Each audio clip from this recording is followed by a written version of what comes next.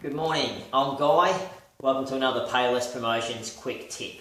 Today we're talking about fundraising products. One of the questions we get asked most commonly is, what are the best fundraising products for our club? Today I'm going to go through a 4-point checklist to help you decide on that best promotional product for your needs. Okay, let's compare three different products. Let's say we're a football club looking to raise some money. I'm looking at some t-shirts, I'm looking at some wristbands, and I'm looking at some stubby holders. Okay, the first point in the checklist is outlay. So how much money do I have to spend, and what quantity of products is that going to buy in each of the options? Okay, so if we're looking at t-shirts, we've got $1,000 to spend. Let's use that as an example. I'm going to get around 100 t-shirts. I can get 250 stubby holders or 2,500 wristbands. So just have a think about the outlay that you've got and what quantity that best suits.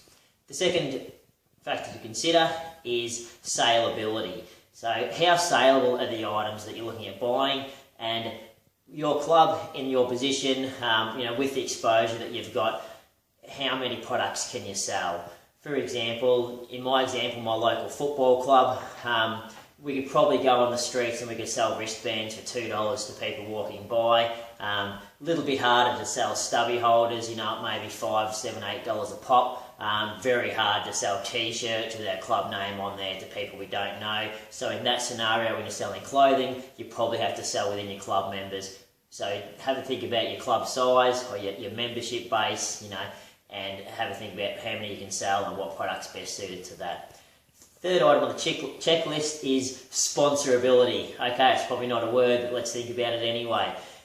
How easy is it for sponsors to put their name and logo on the product, and how sponsorable is your club? So if you're a well-known charity or not-for-profit organisation, then you're going to have sponsors who want to be associated, want to put their business name and logo on your product.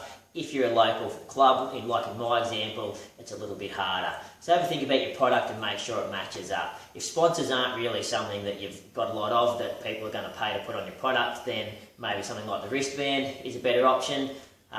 Where if you've got sponsors who are wanting to be associated with your product, make sure you buy a product that lets them do it. In this example, t-shirts and stubby holders are great for putting sponsors' names and logos on. Good exposure, and also in these examples, you can print multiple sponsors onto stubby holders or t-shirts for basically the same price as what you put a single sponsor on there. So if you've got lots of sponsors, then t-shirts and stubby holders are a great option. Fourth point in the checklist, likely profit. Rather than flying blind, we've got a little formula. Do the math and see what you think you can make before you even start. The formula that you use is the quantity that you can sell. So obviously be realistic about how many you can sell, times that by the sales price, add on the sponsor's contribution, and then minus the outlay or the cost of buying the product in the first place. Follow them 4 checklists for your club, your charity, your organisation, and you're sure to choose the best promotional product for your needs. Thanks, guys.